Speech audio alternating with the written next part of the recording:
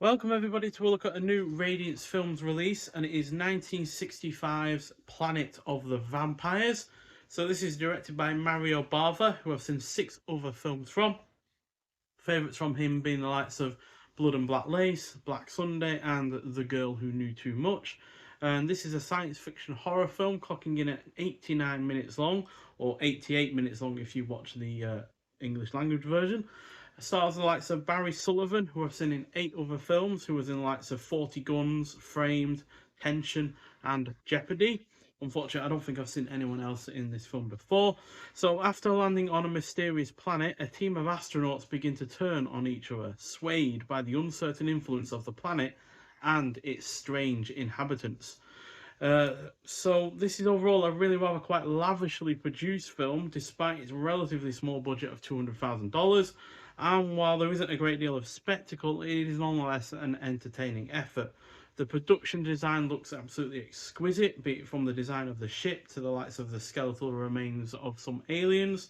Plus, you know, the costumes, the interior design of the spaceships, the look of the planet itself, the skybox that it has going on. It's all really rather nicely done.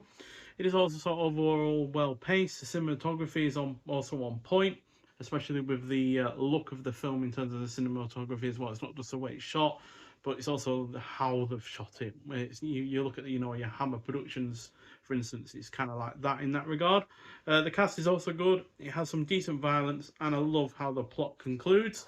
Not going to get into that though, because I do not want to give you any spoilers. Because yeah, I think you should go into this as blind as possible. So yeah, really rather nice box artwork on this on the front.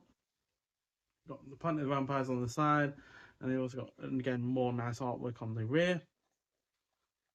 We also have some extras to go alongside this as well. Usual kind of printed disc on the go as well from Radiance Films.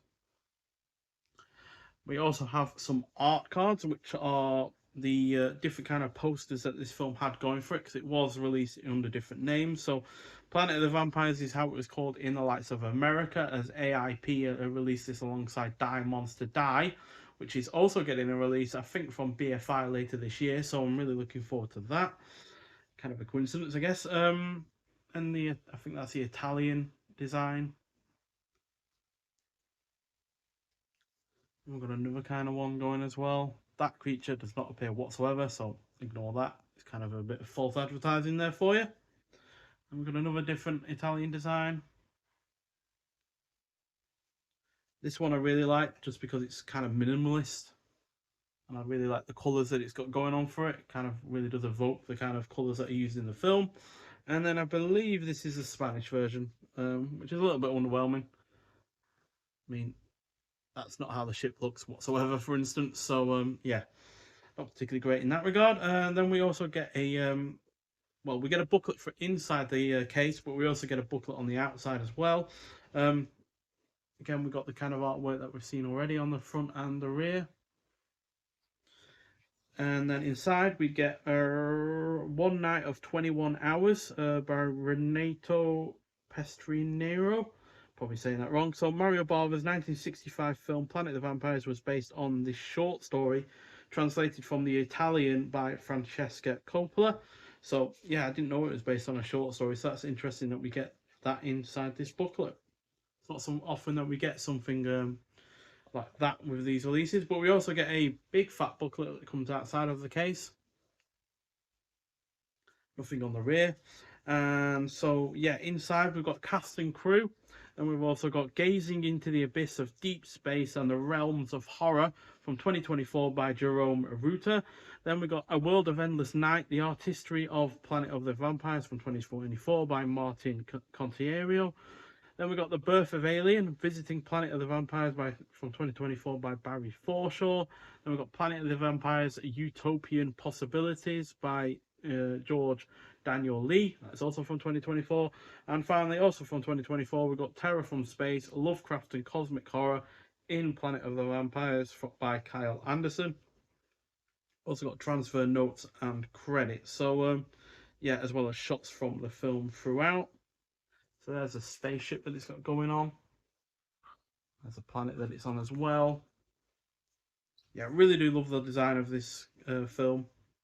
You've got one of the skeletal remains of an alien that has long since died on the planet. So yeah, it's just a fantastically looking designed film. It's got really nice use of colours as well.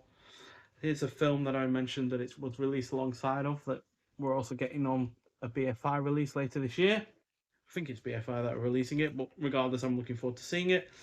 And yeah, in terms of the transfer notes, this was scanned in 4K resolution at Photo Cinema in Rome in collaboration with CSC, Cineteca Nazionale, Titanus, and Raycom. The film was restored in 2K resolution and supplied to Radiance Films as a 2K digital file.